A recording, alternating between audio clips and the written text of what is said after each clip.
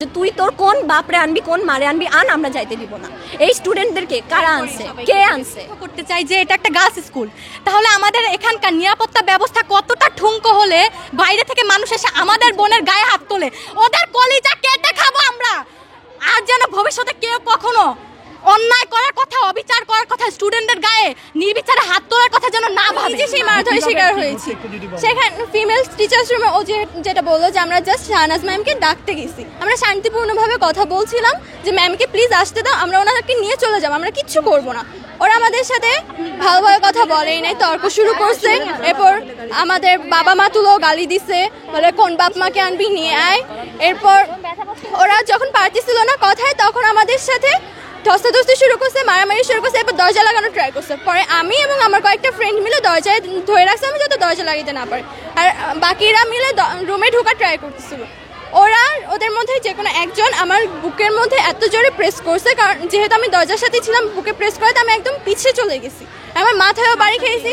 আর বেশি জোরে প্রেস করার কারণে আমার শ্বাস নিতেও প্রবলেম হচ্ছিল। ইভেন আমি যখন বসি যে আপু প্লিজ ছেড়ে দাও, তখন আমার মাথায় একটা বাড়ি দেওয়া হয়েছে অন্য একটা মেয়ে, আর আরেকজন আমাকে ধরে রাখছে। ওরা বলতেছে যে এটা নাকি একটা অ্যাক্সিডেন্ট ছিল, বাট একটা অ্যাক্সিডেন্টে এতক্ষণ ধরে রাখে না।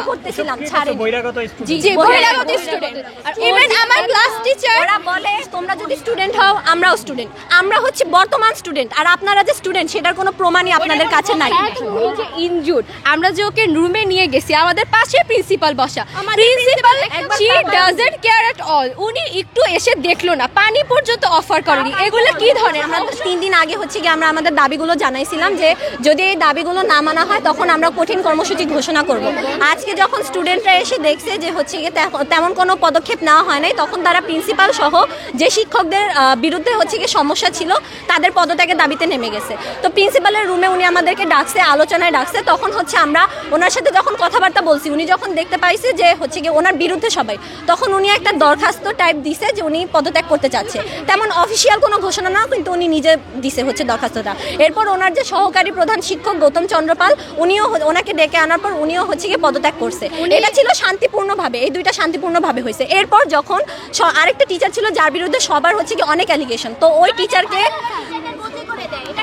টিচারকে হচ্ছে ডেকে আনার জন্য আমাদেরকে পাঠানো হয়েছে যে ওনাকে ডেকে আনো, ওনার সাথে আমরা কথা বলবো, স্টুডেন্টরা কথা বলবে। তো আমরা যখন ওমেন্স টিচার্স রুমে আসছি ওনাকে ডাকার জন্য, ওইখানে টিচার্স রুমের সামনে কতগুলো মহিলারা ছিল যারা নিজেদেরকে এক্স স্টুডেন্ট বলে দাবি করছে, কিন্তু তারা কত সালে এসএসসি দিয়েছে এই স্কুল থেকে সেটা তারা বলতে পারছে না।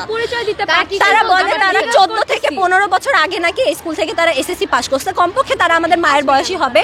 তারা আমাদের সাথে তর্ক বিতর্ক লাগাচ্ছে যে আমরা দিব না, ম্যামকে নিয়ে যেতে দিব না। আমরা ভদ্রভাবে বলতেছিলাম যে আমরা শুধু কথা বলতে চাই, নাথিং এলস। তারা দিবে না, তারা হাতাহাতিতে নেমে আসছে। এরপর যারা সামনে ছিল তাদের কয়েকজনকে ওনারা টেনে ভিতরে নিয়ে গেছে, আর কয়েকজনের সাথে হচ্ছে কি তখনই ধস্তাধস্তি লাগছে, কয়েকজনকে মারছে, অনেক বাজে অবস্থা করছে। আর যারা ওইখানে ছিল ওরা মানে বাপ মা তুলে গালি দিতেছিল যে তুই তোর কোন বাপরে আনবি কোন মারে আনবি আন, আমরা যাইতে দিব না। এই স্টুডেন্টদেরকে কারা আনছে, কে আনছে, কেন আসবে, কেন ভিতরে আনা হবে? কারণ আমাদের উপর যে অ্যাটাক করা হয়েছে, যেহেতু আমাদের স্যার ম্যামরা আমাদের প্রোটেক্ট করতে আসেনি, তাহলে বুঝাই যাচ্ছে কে এনেছে। তারা কিন্তু হস্তক্ষেপ করলো না, আমাদের বাচ্চাতে আসলো না। আমাদের শিক্ষকরা আমাদের নিরাপত্তা দিতে পারে, আমাদের পদত্যাগ চাচ্ছি। আমরা শান্তিপূর্ণ আন্দোলন করেছিলাম।